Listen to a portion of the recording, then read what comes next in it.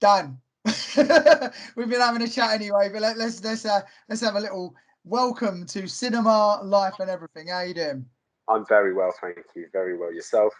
I'm really well, mate, and I want to get back to that subject in a minute. We're just having a chat about like making your own luck and sort of like following people and getting breadcrumb trails from others. But before we get there, because otherwise people can go, who is this? What's going on? People watching it on YouTube. It's all started too quickly. Phil's drunk too much coffee again. But could you tell everyone a little bit about yourself? What you do, where you're from, what's going on? Sure. So my background in a nutshell, I've been in the industry, in the business for about the last 6 years. Previous to that, I was a science teacher, believe it or not. Amazing.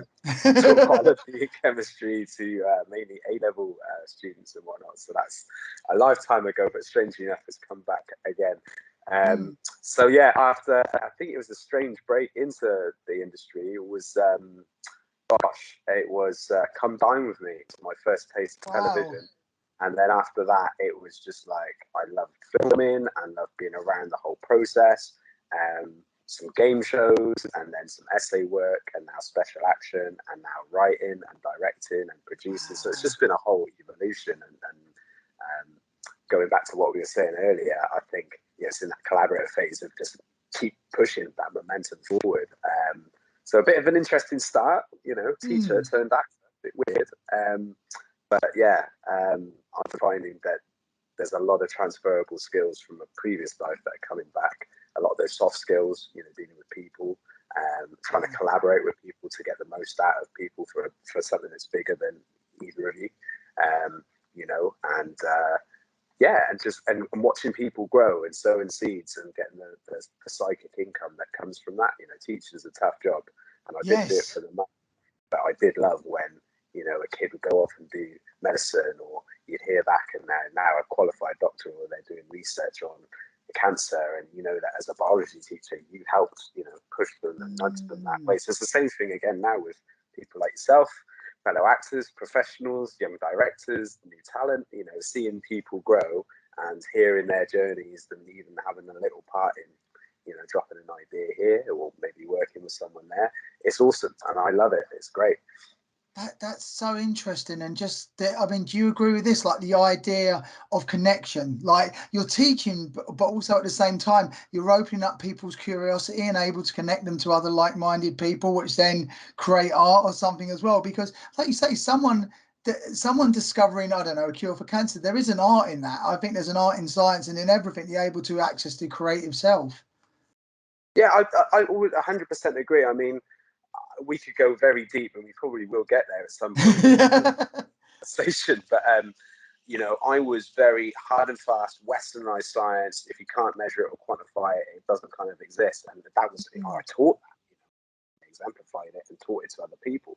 Recently, doing this kind of stuff and seeing the synchronicities happen, and seeing that if you put good energy out there, you attract good people and good energy back.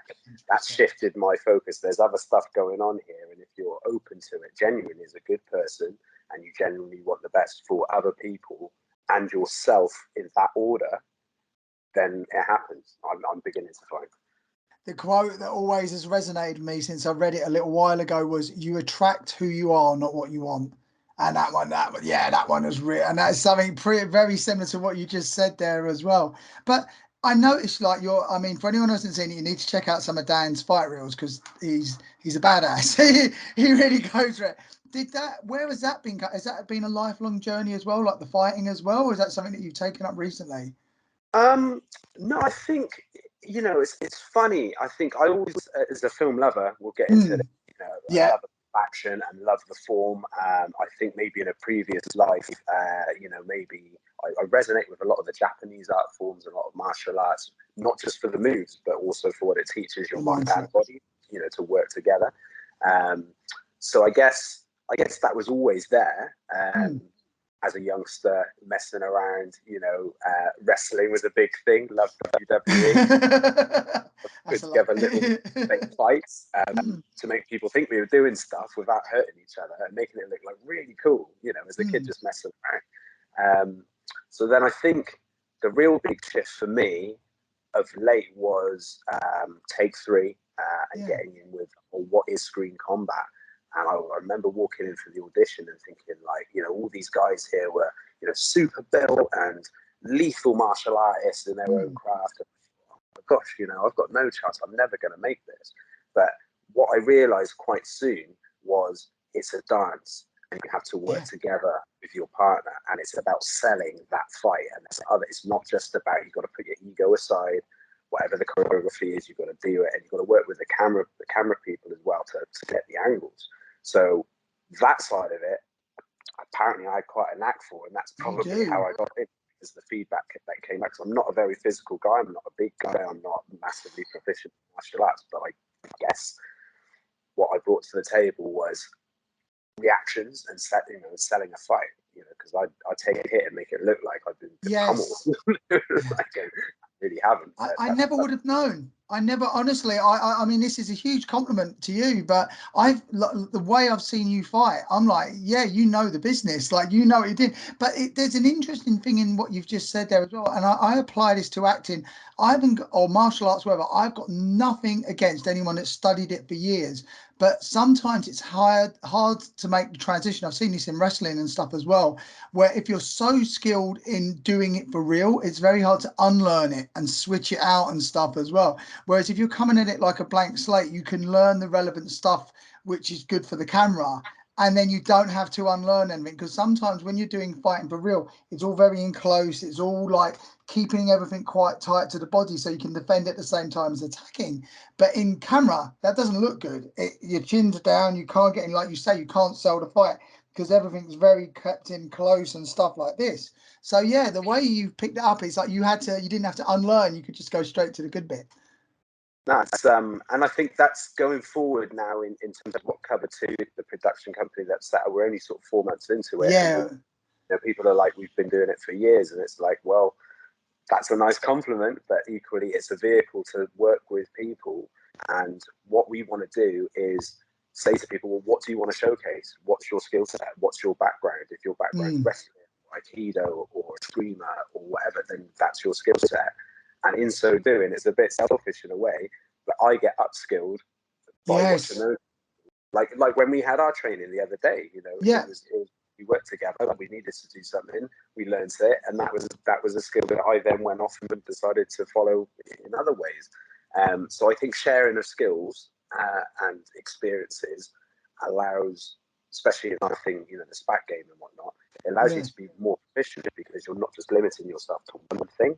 100%. You don't have to be a master of everything. There's no way you could be. You can't be, But if you can take the best bits from a lot of things and apply them, then you can see why Aikido works in certain situations. You can see why a screamer works. You can see why a wrestling move will work. And then as a director, or, you know, someone trying to get that talent from people, then I've got that. It's like a painter with different paints. And just got more to use.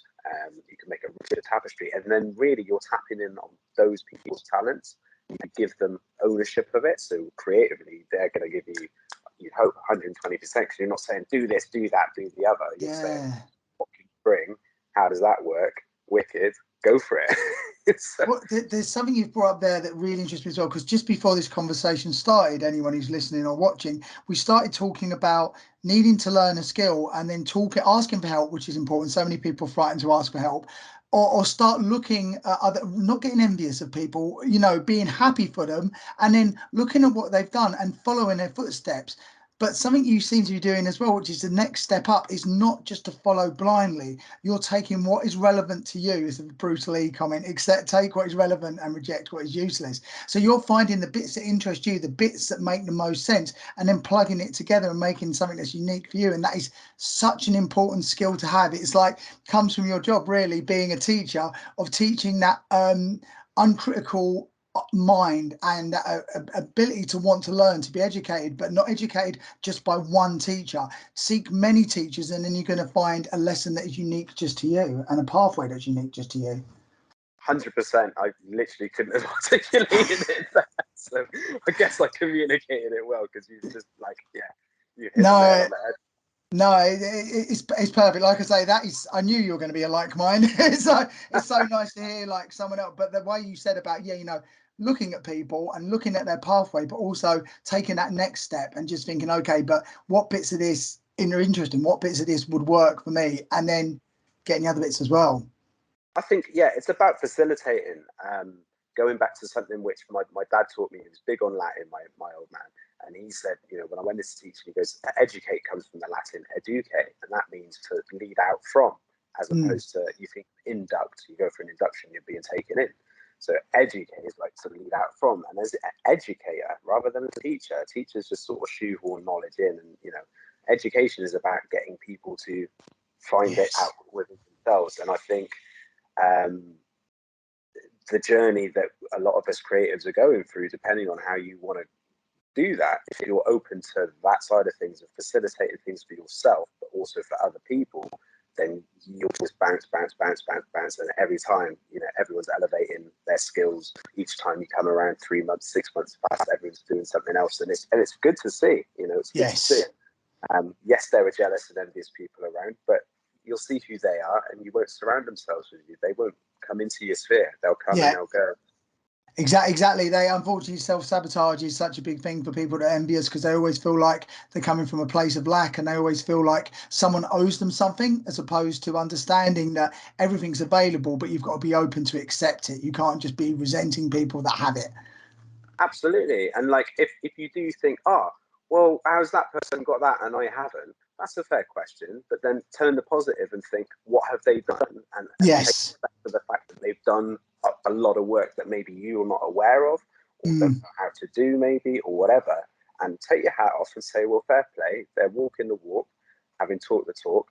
I'm going to do the same if that's what you want, or find your way to do it. You know what I mean? Rather than just being negative and sitting there and going, oh, he's doing all right, he's doing all right. Well, you'll never do all right. You'll just never want to work with you because you're just a negative person. Exactly. And the other one is always, if someone else has done it, that's fantastic news, because it means that it's possible. It means that you can do it too. You just got to find the right in, you know. But that the person that's done it, that was their path. That was what they did, and they got there. That was never going to be your path. So like, find your path. Stop getting begrudging people theirs. But that's it. I mean, there were two people I can look at within the journey that exactly what you said. If I hadn't seen them do it, I wouldn't think that a person coming from my background, or you know, in my position, as basically just like an essay, you know, slash special actor, just trying to push forward.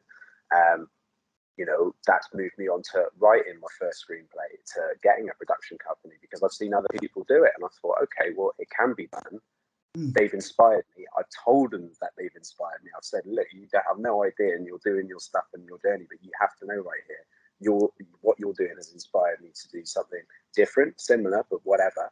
And I thank you for that, and good luck with what you're doing. And hopefully that maybe there'll be a time where we work together in the capacity. But it's just it's awesome to see other people do awesome stuff, and whatever that does to shine a light on one's creativity, anyone watching the show, you, me, whoever, it's a great thing. And I think if you have that attitude, good things are bound to happen. They have to. Precisely. That's such a good attitude. Right, mate, before we go any further, films.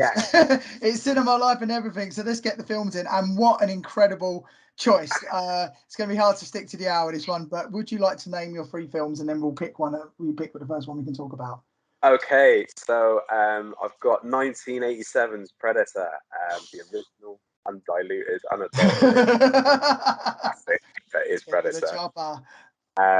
Following that up with 1998's Blade, again the original, unadulterated classic in my opinion, and then 2001's Training Day with Denzel. So just Denzel. It's all a bit everywhere, but I think there's a common thing. These are great. So where do you want to start? Dealer's choice, mate.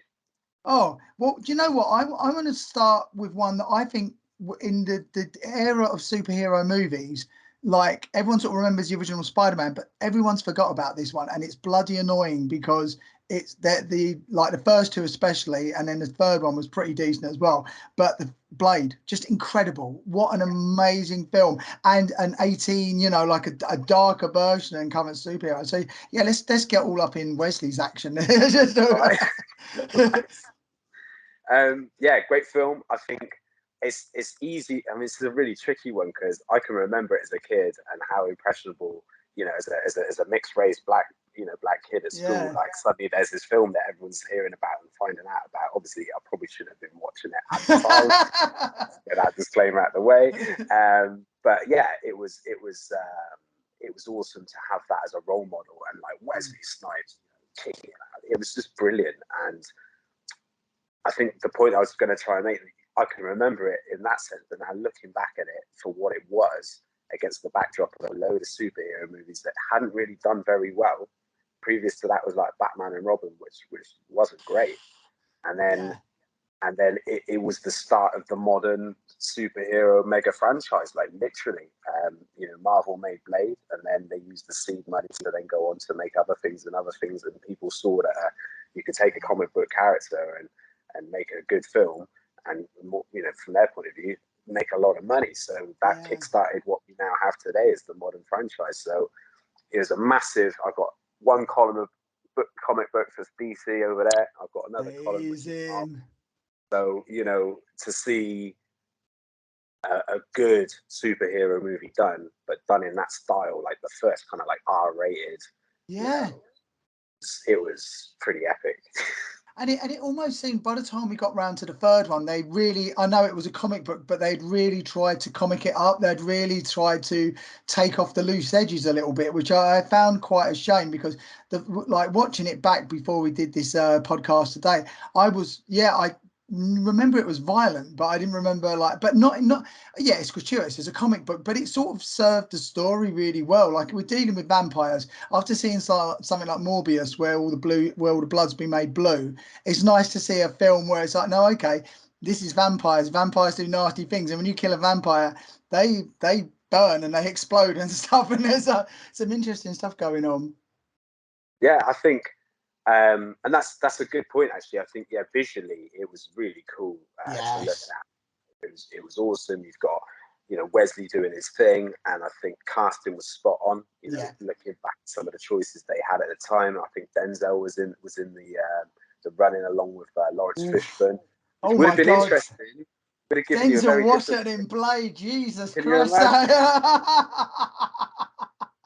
But Wesley had the physicality, yes, and he was so cool. I mean, some of the lines, I'm not going to necessarily repeat them because I'm not sure of our audience. Yeah, YouTube didn't monetize me, but watch it. There's some quality lines in There's some great one-liners, which, a lot of it is just pure Wesley, super cool. So, like, it couldn't have really been anyone else. And I think looking at the recent stuff that's happening around the potential sort of Phase 5 Blade film, Mahershala Ali's a very good shout. He's the only other actor I can think of who's got the caliber and the look of Blade. Yes. Which is very hard to emulate. So hats off to Wesley. I mean, sorry, just thinking about the Equalizer and stuff now. I'm thinking about if Denzel Washington had decided how that film would have turned out. But no, I don't. Honestly, as good as Denzel would have been, I think it's going to be tricky to reboot it. I think they needed to leave that amount of time, because otherwise your mind will always go to Wesley. He absolutely makes that role his own.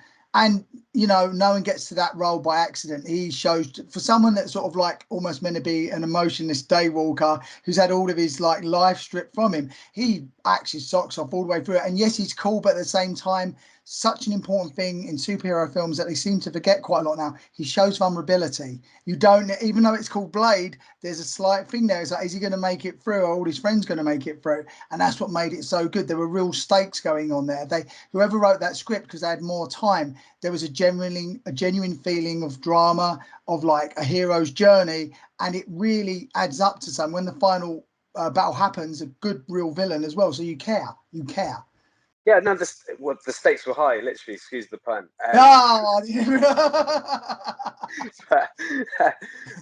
In that respect, like, it was, I think it was one of the first kind of like good anti-hero characters, because he was a good guy, but he was a bad good guy. It was because of his history, obviously he's half vampire, so you always kind of wonder, and he's always fighting. He had his personal kind of internal and trying to fight off becoming a full-blown vampire, and he's got to take his serum and keep it all in check. you know, I'm sure we battled with just going, oh, sod it, I'll just be a full-on, you know, vampire and whatever. So there's the whole moral journey of like, well, he's decided to you know, to fight for good against evil, although he himself is scares people in you know, in the way that he is. He's a half vampire, like, you know, you can't just rock up and kind of be like, all right, how you doing, you know. So yeah, I think he was one of the first like good anti-hero characters, in a way that you knew he was a good guy, but he wasn't your clean-cut, chiseled jaw, you know, Superman or Batman kind of thing. It was like, nah, this guy's dark, you know, but he had to be for the world that he lived in. He had to be. So like you say, I think going back to the point about violence, the violence and the tone was absolutely spot on for this character. Anything else wouldn't have done it justice. You know, and bottom line, you haven't got to sell much. It's just like Wesley Snipes with a samurai sword taking on vampires. That's like, go for it. The elevator pitch on that isn't tough at all. You know, even if you've not seen, like, read the comics, it's an incredible film. I want to say, if you're watching or listening to this now, it's one that's sort of randomly been forgotten, and I don't know why. And it's definitely worth checking out. Blade. And Blade 2, I think, is really good for its stylings and stuff as well. Well worth giving a look over. Yeah, Blade 2 was awesome. Thinking back to it, I mean, they brought on Guillermo del Toro, who brought his style to it. I think the story was excellent. And I think the outstanding performance by Luke Goss, like, who knew? Yeah. He was awesome. And then, I mean, we could talk about Trinity. I think it just went a bit too far, and I don't know. Yeah, I don't know if you're going to. It's not. I mean, it launched Ryan Reynolds' career, didn't it? It gave the world a jacked Ryan Reynolds. I guess there was that positive on it. He was superb. Again, classic lines. The lines in that were quality. It almost felt to me though like they're almost getting rid of Wesley a little bit, or sidelining the Blade character, and they were bringing in his team. And when you've got someone like Ryan Reynolds who's cracking the same sort of wisecracking jokes, it made it. It felt like a few more scriptwriters at hand there in that one. Yeah, quite possibly. Do you ever watch the TV show? I haven't. There was a TV show. About 12 episodes. Yeah, it's pretty good. I had the rapper Sticky Fingers playing the titular role. Yeah, man. Oh, not a bad show. Do you have a favourite scene from the first Blade at all? Oh,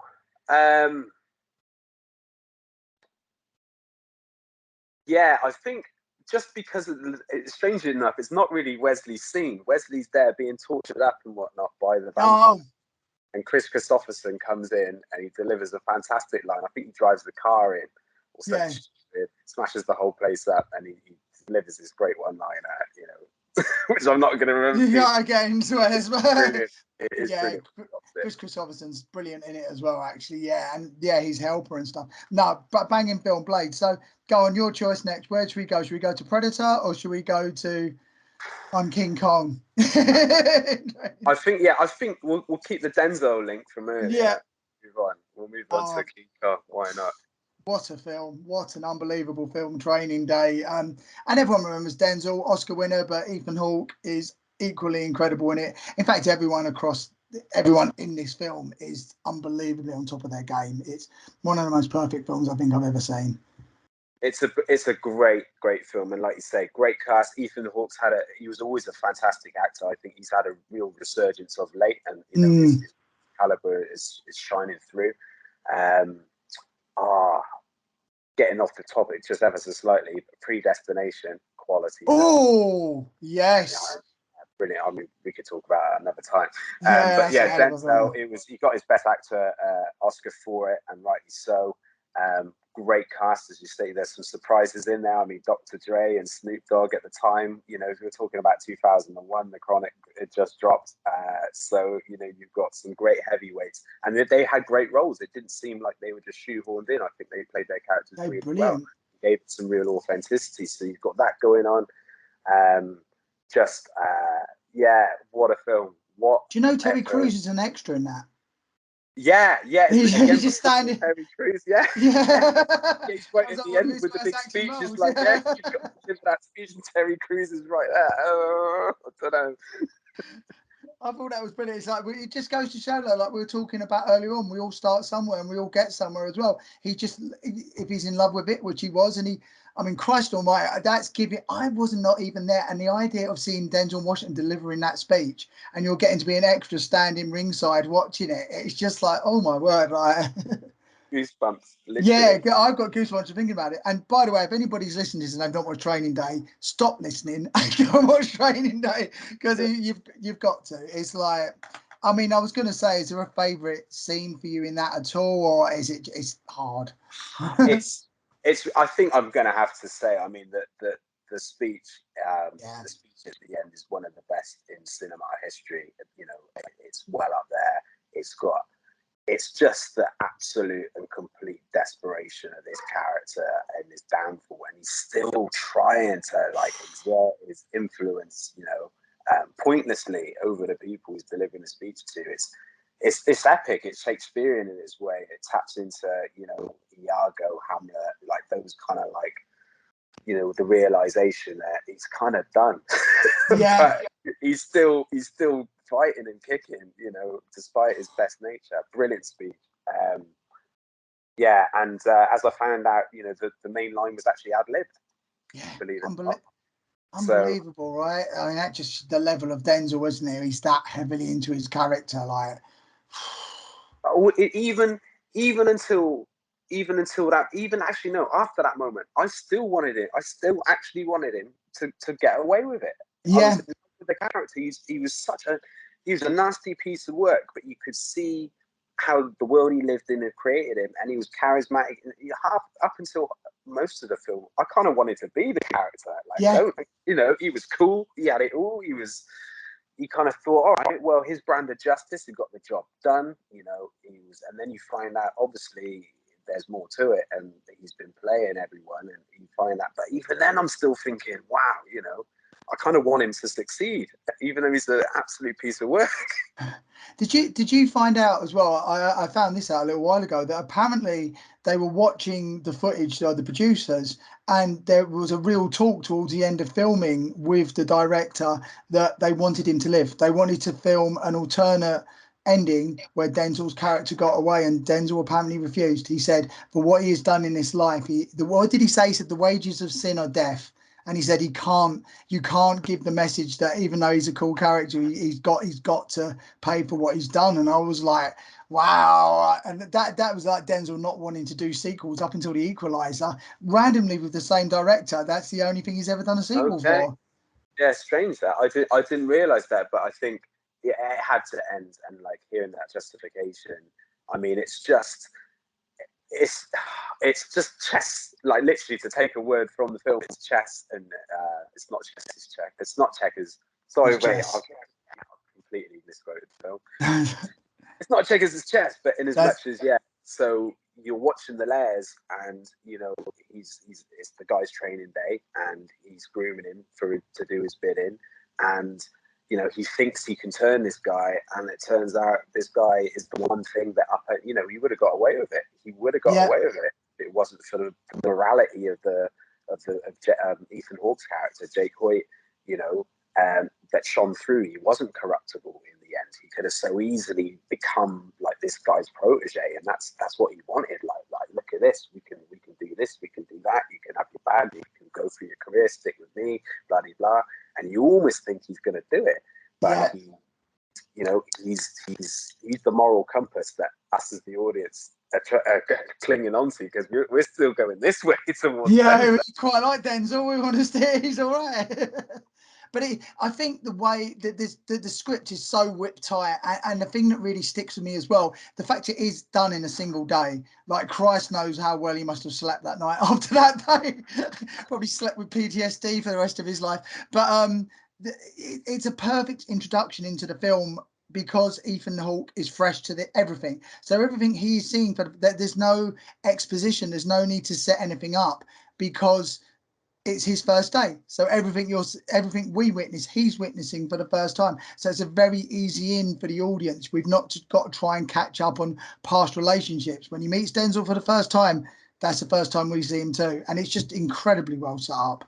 But yeah, I mean, yeah, everything we get from the lines, the delivery, the wardrobe, the car. Oh, You know, yeah. the way Denzel's got his, you know, he's got his beanie, he's got his leather jacket. I mean, even the stuff where he's there with the two guns clinking them together. You know, this guy, he's a gangster. Like, let's be honest. He's in a similar way that, you know, I think later on shows like The Shield and Vic Mackey's character, you know, we kind of tolerated good guys doing bad stuff against bad guys for the right reasons. It was this moral gray area that, as the audience, you're like, oh, yeah, well, you know, whatever. Like, we'll take that. And as I say, up until a point, you're with Denzel 100% of the way, almost. Like, you know, this is the kind of crime fighter we need, because he's getting the job done.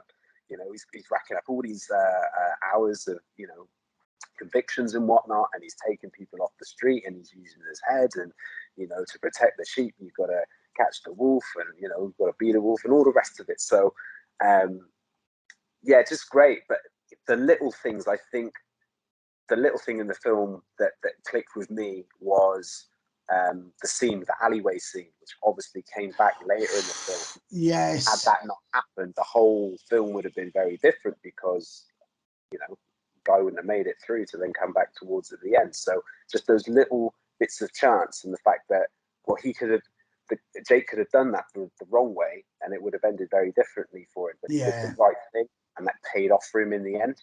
Otherwise, he would have been dead. And then it's then paid off, because he was alive to then, you know, do what he had to do. So just a great film with layers and layers, and you're just pulled in, and you want to see it. It's the sort of film where you could watch it and almost watch it again straight away, straight back up. It just, and one of those things that I always think is the mark of an amazing film as well, that you really feel these characters, if they're not dead by the end, they could exist after, and they've existed before. There's a whole life being lived there, and you could take any one of these characters and just focus a film on them. They've got a whole story you'd love to follow in them as well. It's such a rich and incredible film. It's yeah, like I say, it's one of the most perfect films to me. It's a perfect piece of cinema. But the other thing as well, it's the perfect length as well. They don't need for it to go any longer. Everything serves its purpose, and there's no extra added scenes that you don't really need. And yeah, incredible film. I think, yeah, looking back at some of the bits of it as well, this is again with a director's head, as like seeing, you know, now I see films, I'm looking at certain shots and going, oh, yeah, that's a great shot. And you don't really notice things first time as you're just consuming them because of the story or the words or whatever. You get lost in, why has this director, why has this person chosen this shot to tell the story, this particular thing? And the one thing that I got was, when they're in the car, Denzel is like, he's charismatic and smiling to Jake and his face, and it's like he's presenting that one side to him. But then when you look, whenever he's looking in the mirror, and the camera is looking at his eyes in the mirror look shifty and dodgy as anything. It's almost like he's checking on himself. It's like the two sides of Denzel. It's like, present the nice face, yeah, cool, it's all gonna be all gravy. He looks up and you see his eyes, you're like, nah, this guy's shifty, man. And like, even that shot choice, because it happens multiple times throughout the film. If you watch it, he's always looking in the back in the mirror, and it's how he did that. Just awesome. I've got to watch that now. What a lovely. Do you find that you can still? This is a lovely question. Do you still find that you can watch films, or is it only certain things break you out of it? Is it such a good shot where you're like, wow, what happened there? Or can you still just like enjoy a film and switch the director off? Yes and no. I'll happily watch a film. So I watched Oppenheimer recently. It was loving it. And then, yeah, you see a shot and you and then you go back into it a little bit. But I think it's like so many things. It's like wine tasting, or being into coffee, or being into wow. Like, once you kind of know what you're looking for, or what it is that makes something so special, then you can appreciate it. And once you can appreciate something more, then you see so much more, you know. So I think for anyone that loves their film as just, you know, regular audience member, like most of us are, I think if you really love your film, start getting into things like shots and directors and how they shoot and why they shoot. Everyone gets caught up with actors and stories. I think they're the unsung heroes, because you know, they take those actors and deliver and get them to deliver that performance in that world. You know, they're world builders. So, you know, hats off. This is the thing about directing. They direct your eye. They can make or break an actor. They pick the performance and enhance it. You can do the best take in the world, but if it's not been edited together correctly, if they've not picked the right lenses, if they've not, like you say, little things about looking into mirror and see a change of expression, the performance is lost. So it's a collaboration. Everything works in with each other as well. So yeah, mate, amazing. No, I think for what you just said there as well. I think for me, if I'm watching a film in the cinema, this is why I still go to the cinema, because I can't pause it, so I can just enjoy it and watch it. But as soon as I get a film home now, I get it on DVD and something's good, like oh, how'd they do that? And I pause it, and then I go back and watch it a few times. I'm the worst person to watch films at home with because I just keep stopping it and watching it again. Oh well. Yeah, well, speak to my wife. I'm terrible. I pause. I'll be like, "Oh my god, Yeah. look at that gun! Using that gun. I haven't seen that gun. Last time they used that gun was in this film, and in this shot." And I'm like, I'm really weird with weapons on TV. Is like my thing. I'm like, oh, no. I get really excited about that for some reason. Don't know why. Do you know there's like an IMDb but for weapons? Oh, don't tell me that. Yeah. Oh no, I've ruined it now. Yeah, Don't if you tell me look at that. that, it's like, and you can, if there's a certain gun used in a certain film, you can click on it and it shows you all the other places they used it. So Oh, stop no, it. I've ruined it now. It is like like was it IMDb? So it's like the something movie firearm database. It's like Okay. IMF. It's something like that. But yeah, it's like I found out about it and I become quite consumed by it for a little while there. So warning before you go on that too much. Right, so then we'll have to, talking of weapons, and probably Yeah. the first time I was witness to a M16 with a rocket, with a grenade launcher underneath, and of course the unbelievable minigun, Yeah. which is the most weird name for a thing that just is absolutely just can mow things down in seconds. The best, the greatest, by one of the best directors of all time as well, Predator. Yeah. I mean, wow. What a film. I think we can You just picked start. three. You picked three bangers. There's speechless about all three of them because they're all so good. I mean, it's quintessential 80s. It's the best of that genre of film at a time where we're not going to get it back. You know, action's No. changed on, and it's different. But just, you know, watching that film was one thing. It's one of the greatest, you know, sci-fi films out there. If you've not watched it, again, just watch. It stands the test of time. The effects are still great, even you know how nearly what we're talking 40 years on almost. I mean, that's insane to even say that. It's going to be 40 years in 3 years, That's 37 mad, years. isn't it? You know, I happily watch it and it holds up. Arnie at his best, Yeah. arguably. You know, premium Arnie doing a role that he enjoyed doing. His classic, iconic "Get to the Chopper" is what it is. His actual personal favorite line of all the movies he's done. Just the whole thing, and so many elements. I mean, the action was on point, the music was, the suspense was on point. I mean, Yeah. you just got all these tough hard nuts going around, and you have the whole sub story with the Colombians and the drugs and all the rest of it, and then, you know, these tough guys are being hunted by this thing, and you don't even really see it for the vast majority of the movie, you know, and it's picking them off one by one. It's fantastic. Just there's so many layers to it. Again, like the aliens' point of view. Just the fact that they managed to launch a horror film in the middle of an action movie, and it was one of the last ones where Arnie was doing an 18 certificate film. So there was something, as amazing Arnie is. Don't get me started on Terminator 2, but when he's allowed to do wisecracking and swear and have that level of violence, it just sort of suited him. And I think we talk about another film like Training Day, where there's not a single scene in it that's just extraneous. So you don't need, everything there has its purpose. Everything there drives the plot. Everything there is necessary, and and again, all the characters, you could focus on any one of Arnie's team, and they all have their little story to tell. They're all just, and they could all be like, have their own film. They're all incredible. Well, that was what made it. Like, looking back at it again and seeing these slightly different characters and how they responded to this what was happening to them, you know. And what hit list! I mean, we had Bill Duke in there, we had Carl Webb, Shane Black slide his way in there. Yeah, I'm here.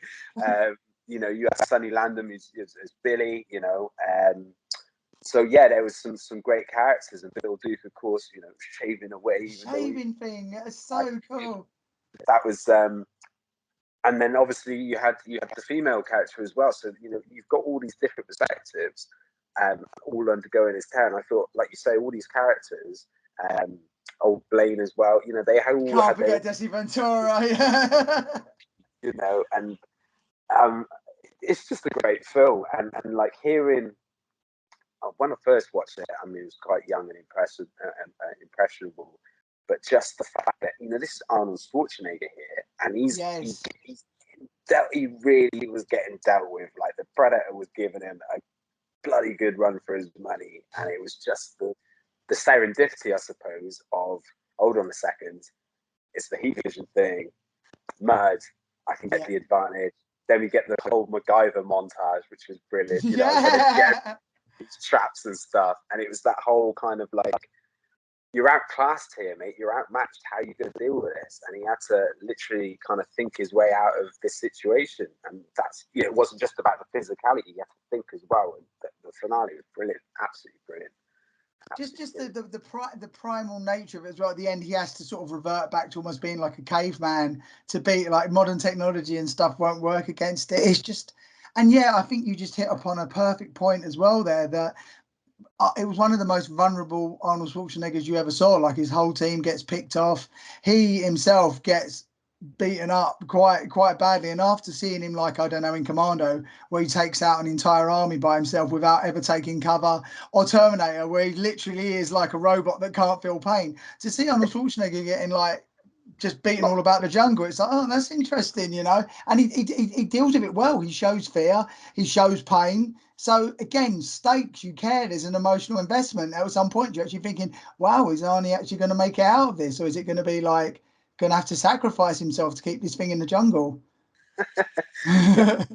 Imagine like hearing about what the guys sort of with the director head back on, what the guys had to go through. You know, Arnie lost weight throughout the filming of that film. He lost weight because of the conditions in the jungle, and people, he didn't want, you know, a lot of the crew didn't want to eat the food because they didn't want to get ill. And so by the end of it, like those later scenes where he's got the mud, I mean, they're filming that in freezing cold conditions. It's going to be warm. It wasn't. So he's got the mud on him. He's freezing cold. He's lost 25 pounds. You know, he's already this version of Arnie you'll probably ever see, because he wanted to be that lean kind of, you know, Navy SEAL kind of Marine. Fit because he's active. So you genuinely see that in those final scenes. I think you see a guy who's run down, because as an actor, he was run down physically. Get that come through a little bit. I just think that's so interesting as well, because we always think about conditions and optimal, but sometimes the greatest films happen by like happy accident, or you know, sometimes it is a slog. I don't think there is any sort of dream shoot, and it's interesting how many of the masterpieces come from like real desperate behind the scenes measures, but suddenly it all gets pulled together, and a masterpiece is made. Something maybe about the tension or like the amount of suffering going on, it just produces a great piece of art. It's an awesome film. It's an awesome film in that respect, and I think like even some of the difficulties that, so you know, they're filming in Mexico predominantly. They had issues. Some of the workers, because they were over budget, so they had a load of like hundreds of workers with nothing to do that were like extraneous to the set. So that's a problem. Got all the illness and stuff going on, and you know, just like having to overcome the terrain. They were saying that originally they were going to have like the Predator vision camera going to be a proper thermal, you know, heat vision camera, and that whole thing was, it was too hot. It was too hot in the rainforest. Oh wow! Get any difference between it? So everything was red. Yeah, they had to do. At one point, they were trying to wet down everything with like ice cold water to try and get the difference. I mean, like it's just crazy stories that you would never know. But all these twists and turns made the film that we ended up getting. You know. Yeah. And if it hadn't gone that way, then Predator wouldn't be Predator. You know. I'm sure you're aware of the whole Jean-Claude Van Damme thing. I've seen the original Predator suit, and I'm so glad they got Stan Winston to change it, because what the original thing looked a little bit like a new, it did not. If that had been the big reveal, you'd have been like, oh, but like that spider thing that comes out at the end is just like, oh Christ! I mean, we talk about Blade 2, the thing that hunts the vampires, that owes a massive debt to the Predator. Well, strangely enough, I found out the story about that. So Stan Winston was brought in, and he was on a flight, and apparently he was sat next to none other than James Cameron, who was recently been doing Aliens, and he was telling him about this Predator thing that he had going on. And James Cameron suggested, "Why don't you have something with mandibles?" And it was James Cameron. And so it's a real hodgepodge. Actually, it's bound to be one of the greatest films of all time. Why? Because you got Shane Black, who was writing Lethal Unbelievable scriptwriter, yeah. Got John McTiernan as director, who then went on to do Die Hard and other things. You've got Arnold Schwarzenegger and a load of other characters who, you know, you've got Arnold Schwarzenegger, Apollo Creed, and Carl Weathers. You've got Bill, and then you've got, you know, this insane alien, which was crazily well designed. You know, that had some real backstory, that whole tribal element to the Predator backstory. Whole, you know, it wasn't just pointless killing. This was from the Predator's point of view. This was hunting for whatever reason they hunt for. It wasn't just pointless, like sport, as it were. So even that came through. I know we got more of that exposition in the later films. And I guess looking at the franchise, the films that have done well have gone back and reconnected to the original, and they haven't veered off. So, like, was it Predators with Adrian Brody? Yeah, that was good. Similar kind of setup, you know, but they were on the other planet, so that was cool. And then more recently, you've got Prey. Again, you've got to just keep it down to that. It's just Predator in the environment, going for it. If you start messing around a bit and putting any other stuff like AVP or AVP2 or the Predator, it's too much. You've got to keep it pure. I thought Prey worked. I was glad you mentioned that, because I was going to mention about, because Prey, because the original script of Predator was just one Native American against the alien, and then they actually sort of revisited that for Prey, and I think didn't do everything right, but I thought it got like sort of dialing back on the Predator's weaponry a bit. I really like that, and it was good. Like I want to see more of that. Next, I think for me it goes Predator, then it goes Prey. Those two are my favourite too. It really, like you say, strip back. But Predator 2 was cool. Don't get me wrong. It was amazing. Bill Paxton getting killed by aliens and Predator as well. He's done all right. I really liked it. I just couldn't help but think they wanted Schwarzenegger to show up at the end or something like that. Yeah, it would have been quite good. But yeah, great performances. I mean, Danny Glover, and Paul Mooney is what was it the Dreadlock Rasta. Oh yeah. It just the idea, yeah. I mean, there was a lot again for people. I know we're talking about Predator, but people haven't seen Predator 2. Launching the Predator into a city, but it treats it the same. It's just an urban environment. I really did. There's a lot, like you say, there was a lot to love about that sequel. A lot of good ideas going on as well. But yeah, everyone wanted to see what happened to Arnie. You know, let's have an Arnie cameo somewhere down the line, because that was that unwritten story of like, well, he survived, but you know, where is he? Yeah, I mean, there's this hardened, you know, commando who survived like a near nuclear blast. Like, what's happened here? It's crazy, but yeah, just a great film, and I mean, yeah, it still stands the test. I think it's something that if, well, I'll be honest. I'll be straight up and honest about it. I'm looking at a project I would love to do a pastiche or a homage to Predator in some kind of style. Just because if you can get those elements right, where you've got the characters being thrown into that unknown scenario with an unknown enemy, and then if you can get the elements right, it's just a great formula for a film. It's just a great film to watch. So, taking what you've said about these three films, and also looking at your career path at the moment as being like a script writer and a director, is it important for you that you get the emotion and get the characterization right first that drives the action, or is the action as equally as important? It depends. It's a real interesting point, and I think I'm just beginning to see this as a creative, because you go back to your own experiences, what you think was cool, or what movies you grew up with, and I think you see things like Stranger Things, and there's a lot of 80s research. People of our age are now in that position to start making the movies. Well, what we think about that golden age of cinema, as far as we're concerned, which was 80s movies, which 80s and the early 90s, where basically, if you said to me, I'd be a purist, I wouldn't want to use any CGI in my movies. I'd want squibs and live action, just like how it was at the pinnacle age of those action movies, because there's something lost by making it too unrealistic. Yes. Shall I say? I think if what you're writing or what you're trying to show on the movie requires CGI to do it, then it's probably too unrealistic to be in a film. Do you know what I'm saying? Yeah. Take, for example, I mean, all right, the whole thing with Predator, the guns and the minigun scene. If they tried to CGI that or do anything with that, it wouldn't have been half as powerful. I mean, just mowing the whole place down. They're all shooting away. That bit when they they basically lawnmower the jungle with bullets. It's the most amazing. I mean, that's the reason I got involved in firearms. But I mean, that was the whole point. They had all this firepower, and it didn't do a damn thing. No. And then they really were up the creek, as it were, But you couldn't have done any of that stuff. And, Arnie's good stuff. Back then, you're talking Terminator 2. If we're talking RoboCop, if we're talking Total Recall, all those films, Paul Verhoeven, that kind of stuff. It was all squibs, lots of blood, bang, bang. It was all real. It was, and then somewhere along the line, we went the other way a little bit.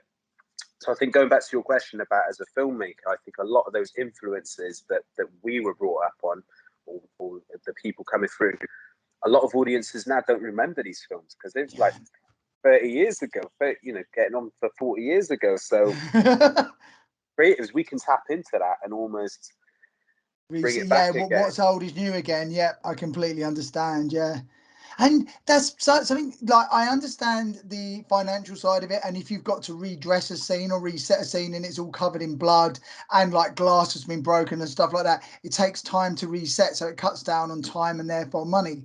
But to your point, there is something very big about those 80s and 90s films that were using practical effects. I think as an actor, when something is physically happening in front of you and it's not like you just have to imagine a green tennis ball being someone's head flying off or something like that, it just gets you into the scene a lot more. And I think now you can look at some 80s films, 90s films, and okay, because it's latex, the first Terminator is a great example. It's not perfect, but there's something about it when you see him operating on his own arm. It's like, okay, that it was there. He's actually doing that. There's a real sort of like a real fake arm there, if that makes sense. And it just adds something to the scene. There's just something very visceral about it. It's not just you've just CGI'd it perfectly. Yeah, I think 100%, 100% agree with that. In as much as I think the audience is now, or a discerning audience, or maybe it's a case of I don't know. Maybe the audiences haven't seen previous stuff, or when you see it, it's like, oh, well, that's old, so I'm not really interested in that. But I think because all they've ever seen is CGI, maybe they don't know there was a world. There's a better way. It's like records and CDs. It's like, no, records are cool, man. But if you've never heard a record or played a record, you never know because we've been brought up is on digital and YouTube and all the rest of it. So, Dad, I had to break it to you. Some people haven't even played CDs now. I've been on sets recently, and people go, I've never owned a CD," and I'm just sitting there and go, like they've never owned a VH. They've never seen a VHS cassette player. No idea. No idea how that technology works. And I talked to my Blockbuster Video and just see this glaze on their eyes, and I'm just like, oh. I think there is some, I do a lot of editing, and I think there is a place for that marriage between SFX and VFX, and and doing it. I think because technology's moved on, all the technology's moved on, not just the computer stuff.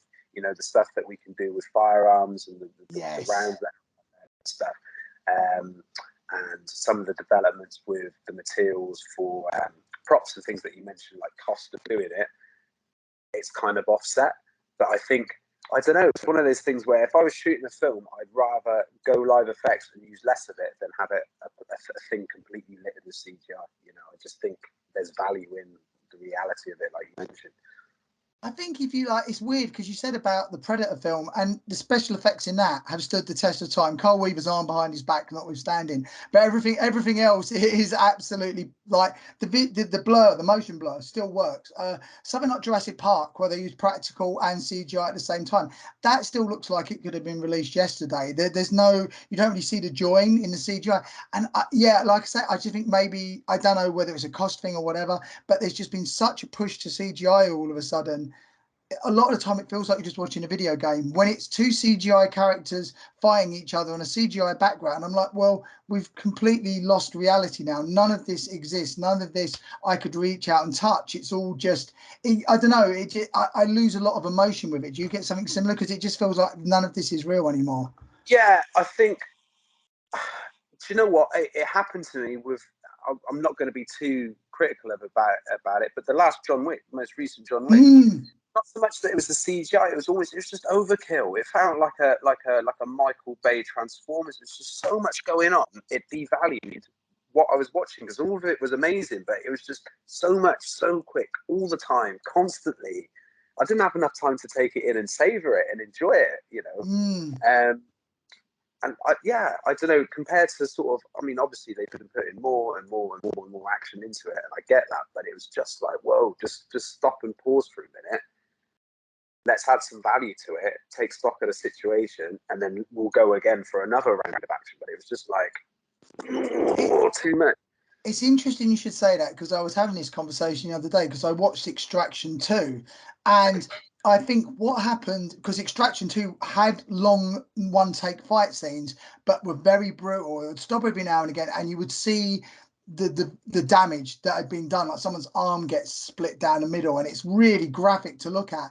And I think if you watch the original John Wick, there's a lot of blood, there's a lot of weight to what he does. You see people die and blood spread, and it's quite graphic. Whereas I think by the time number 4 come along, it's an amazing film, don't get me wrong, the setups are incredible, but with him being able to get kicked off a balcony, hit a metal pipe on the way down and get up, the falling down the stairs all those times, and it was just like, and people blocking bullets with their suit. I'm just like, how far do you have to go to kill someone now? It became very video game like again. It was like, where is the danger? Where is the damage? Where is the reality of this? It just feels like high score. Yeah, no, it did. It upped the ante everywhere, and I'm like, okay, so you've put in like plot stuff. You know, you've rewritten this film like with the armor and stuff, basically to give you another reason to kill more people for a longer period of time, etc., etc. Where actually less probably would have been more, in my opinion, and just strip it back. But Extraction's an interesting one that you touch on. I've only watched the first one, and again visually, it was the first time I thought, bloody hell, this cameraman must have had a mad time of it. Again, saw that how they did the transitions between the takes was so clever, and I'm like, okay, that stepped it up. If you were going to look at the evolution of like action films, you had the 80s and the 90s stuff come through, and then for me, I think it was Raid, and then Raid 2, Gangs and then of London and John stuff Wick, as well. Yeah. And then now Extraction, it's kind of gone okay. The whole kind of one take, it makes it more believable in a sense, but I don't know. I think if you can combine those elements of where we are with the shooting techniques and then combine that old school VFX, if you could match that, you're onto something there. I think keep that one under wraps, mate, because I think that's a formula that you would get me buying a ticket to go and see as well. I think, yeah, very, very, very smart indeed. Well, listen, Dan, we've done the hour, mate. It absolutely flew past as I expect it would have done. But we'll have a chat after as well. But I was just going to say, before I log off here, is there anywhere where people can follow you, check out your new production company and stuff as well? I know you're already producing some amazing stuff. So, share your stuff here, and I'll put it in the show notes as well. Okay. Cover 2 Productions on Instagram. Soon be having a website. You can also find me at Daniel Woolf Actor. Instagram also, and the same on Facebook, but lots happening. So to all the fellow actors, special action actors, stunt trainees, writers, producers, whatever, we are open for business to collaborate and would love to hear from you guys. Connecting people, mate, being absolutely awesome. Well, listen, thank you so much for this chat today, mate, and I will see you very soon, I'm sure, as well. Yeah, All right, nice one. Thank you. Take care, mate. All the best.